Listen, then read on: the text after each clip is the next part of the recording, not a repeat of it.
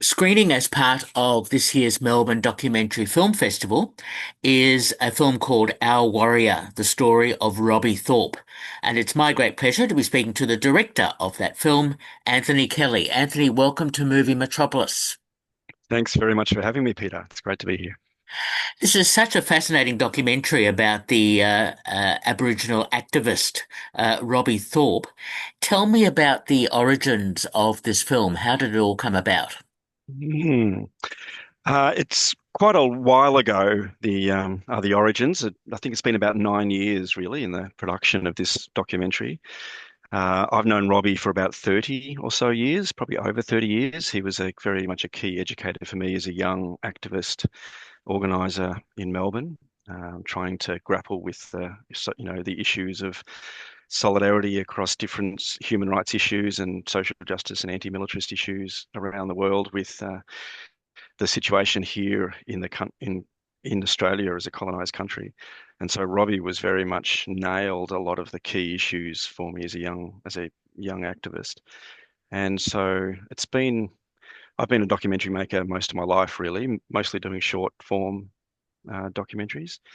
But I had the idea of looking into Robbie's life about 9 years ago and broached the topic with him, and he was wholeheartedly agreed, luckily, and it's yeah. So the documentary came about through somewhat of a collaborative approach between me and Robbie.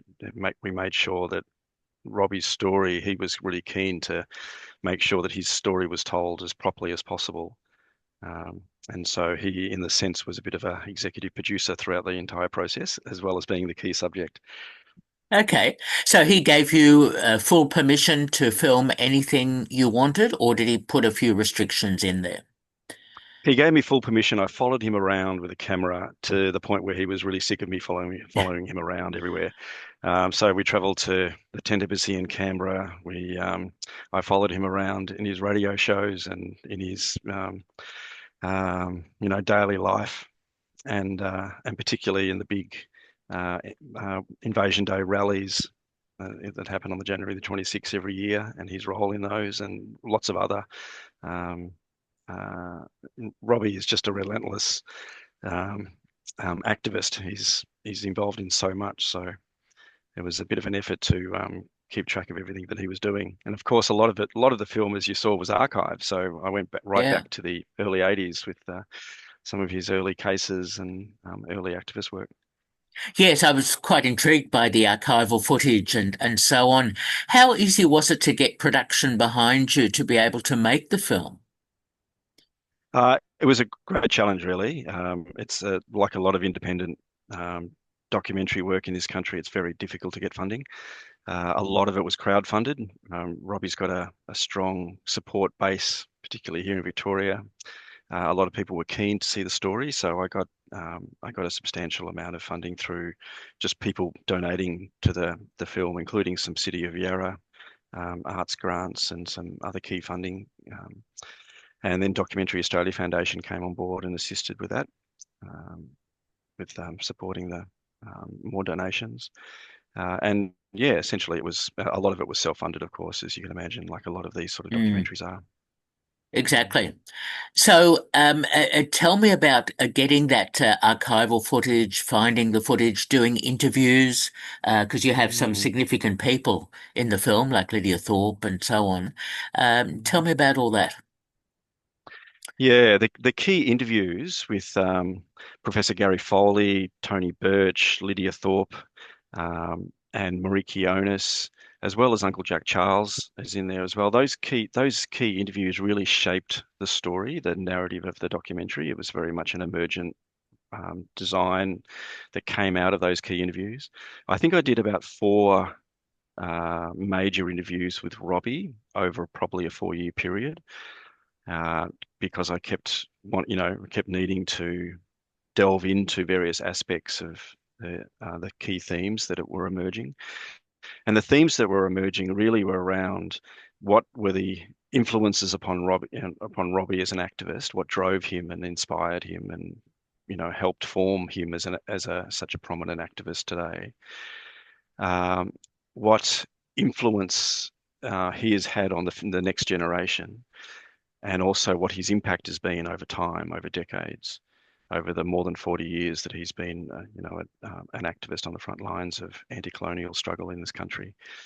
And well, I think what emerged out of those interviews and when I was shaping the film in the first assembly was this story of intergenerational resilience. And that's one of the things that I think I'm most proud of is with this documentary, that we hear a lot about intergenerational trauma for good reason. That the trauma that's passed on from generation to generation through the ongoing impacts of colonization. But we don't hear much about how courage and strength and resilience and resistance is passed on through families and through generation to generation. And I'm quite proud that in its own way, the documentary has sort of captured that process of the intergenerational nature of the anti-colonial struggle, but also just how that works, how um, grandparents and elders can guide young people, and how young people can be inspired and learn so much from activists that have come before them. Yeah, Um, yeah. No, that's well captured. How did he respond to the rejection of the voice vote? Well, Robbie was always somewhat ambivalent, if not antagonistic, towards that concept. Ah, To Robbie, it was too hollow and didn't have the substance that was required. And there was always a deep reticence amongst many Aboriginal people in Victoria and other places that for constitutional recognition as a process. There was a finality about that and a fear that it would signify the completion of colonialism in some form or another. And so many of Robbie and Lydia Thorpe's included were challenging that notion and looking more towards the concept of a treaty being between equal sovereign partners rather than uh, a, a, a subsuming of First Peoples sovereignty into the Constitution. But that was part of the discussions that Robbie was key to. He was really prominent in raising that conversation and keeping, and Robbie was very relentless in making sure that um, people were focused on the core injustices. So that's been one of his roles that has been quite admirable over the years, is focusing the conversation on the injustices of colonialism, the core violence that have still yet to be addressed. fair enough. No, fair comment. And yes, the role of a treaty comes up in the documentary. And so tell me about your editing process, because Mm. obviously you would have shot lots more and had lots more material than you finally used. How did that work for you? Yeah, it's like most documentaries, the footage on the hard drive goes into the hundreds of hours, and of course it ended up as a 53-minute mid-length feature. Yeah. Uh, so the first assembly, I think, was just over an hour, and as I said before, it was crafted around those key themes about Robbie's origin story, his influence and impact over time, and the the key interviews really captured those themes quite well. Gary Foley and Tony Birch really provided some core historical background and context for a lot of Robbie's work. Lydia and Mariki Onus really provided a lot of understandings about how important Robbie's role was in lots of different ways. Um, and so I found the first assembly quite easy and the editing really was about fine tuning since after that point. The Once that sort of narrative arc from 1988, um, Robbie's role in the resistance and the challenging to the bicentennial celebrations, and then going back to the family story, um, that it really fell into place after that first assembly, and that first assembly was probably 4 or 5 years ago. And so a lot of the work since then was really finding the archive, finding the most appropriate family images, and there was some real um, um, gold that was found at various times. I was very lucky to have access to Gary Foley's Curie History archive. I think I was one of the first filmmakers, at least, if not one of the first people to delve into his new archive at Victoria University that he'd only just started at that point. And that's where a lot of the images and Dr. Bruce McGuinness um, arose. I found some of those early original photos and Bruce McGuinness, and of course his role is very little known within Victorian social political history, but such a key prominent role, and his influence on Robbie was, as you know, a key part of the film. Yes. Um, the Thorpe family themselves were incredibly generous with opening their family albums and books. So the early childhood photos of Robbie were yeah, quite amazing. And at one point, I was lucky enough to find the filmmaker who the camera person who accompanied Bruce McGuinness on some of his early trips to Canberra. And as you know, Bruce McGuinness was one of the early Aboriginal documentary makers in Melbourne, in Victoria. Not long after Uncle Bill Onus was making films, he was Bruce McGuinness really pioneered some of the very early Indigenous agitprop documentary work. And I was very lucky enough to get access to some beautiful 16mm footage that had never before been seen of Robbie, riding a horse, and that sort of that ethereal images of Robbie diving at I think the Cooma swimming pool were quite a good yeah, and they provided a nice poetic element of transition of Robbie from a young Aboriginal sports person to the political activist he is today. Yes. Oh, well done on all that.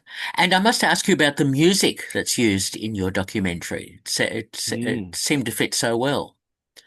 Yeah, Neil Morris, a fantastic producer from Drumming Now, was really key in supporting me finding the right music and fitting it correctly. Um, the that I was really keen to use the Indian love song, the Dirty Three, one of the Dirty Three's original tracks, just because of its driving undertones, and it seemed to fit the pace really well. And like all editors, I really enjoy having fantastic music to edit to and underpin the narrative. Um, and yeah, it was really Uncle Vic Sims track. Um, Robbie, as a radio presenter, of course, is very well versed in First Nations music history, and so he was able to advise on some of the tracks as well. So Ah, yeah, the Vic Sims "Stranger in My Country," one of the scenes is really and yeah, and of course Bart Willoughby's fantastic music driving it as well. That was very welcome to have Bart so generously provide some of his music. Yeah. okay. All excellent stuff. So, how did Robbie respond to seeing the final cut of your film? Hmm. Robbie, it was very difficult for Robbie to be finally satisfied. And there was a point, literally last year, where he got to a point where he was satisfied with the um, with the final cut.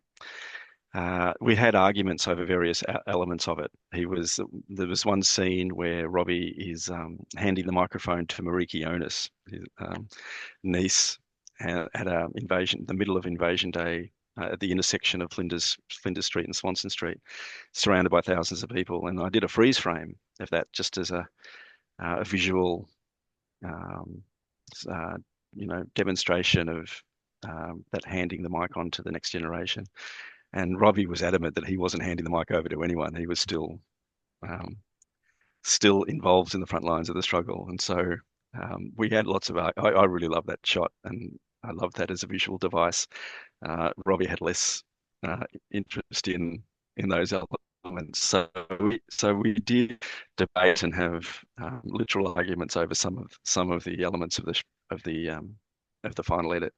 But there came a point where he was satisfied, and of course, later on came a point when I was satisfied with the final cut. So um, it's certainly Robbie's I think, very pleased with the way the documentary's come out, and of course, like a lot of impact documentaries like this, the social political documentaries, we're maximising the way it impacts on audiences. And as a activist trainer and educator myself, that I'm really keen to make sure that the documentaries get seen by young people in particular, but um, anyone with an interest in how movements affect change over decades and the role in opening up political space that we've seen today with Robbie's decades of work opening up the political space we're seeing today for treaty and the Europe Justice Commission and that sort of work. Yes, no, it is very effective. It certainly raises those issues really well.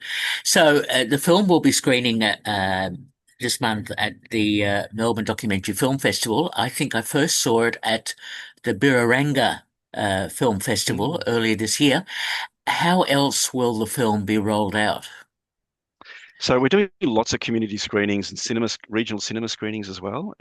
The Melbourne Documentary Film Festival also has a F project in Warrnambool is also screening it in there on the 30th of July. So that's quite exciting. It's had a few regional screenings so far, and hopefully a lot more over the next few months.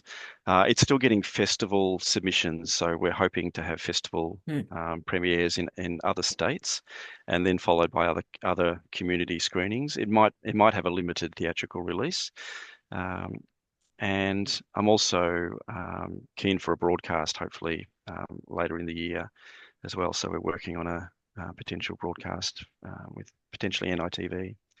So yeah, it's certainly got a large audience. I'm Hmm. continually surprised. All of our screenings are selling out wherever they are, Hmm. and it's had about 14 or 15 screenings so far. So there seems to be no shortage of people who are keen to catch it. That is good to hear, and it certainly deserves to be seen by a wide audience. So, well done on that, Anthony. And I must ask you, are you working on another project at the moment? I'm looking at a few. Yeah, there's so many movement stories, social and political movements in this country and in Melbourne in particular, are incredibly powerful. And it's very difficult to do movement docos because they're large scale collective projects. But I am thinking of the next project at the moment. Well, good luck with all of that, and I certainly wish you well with the screening at the Melbourne Documentary Film Festival of Our Warrior, the story of Robbie Thorpe, and we've been speaking to the director Anthony Kelly. Anthony, thanks so much for talking with me. Thanks so much, Peter. It's been great. Okay, all the best. Bye bye. Bye bye.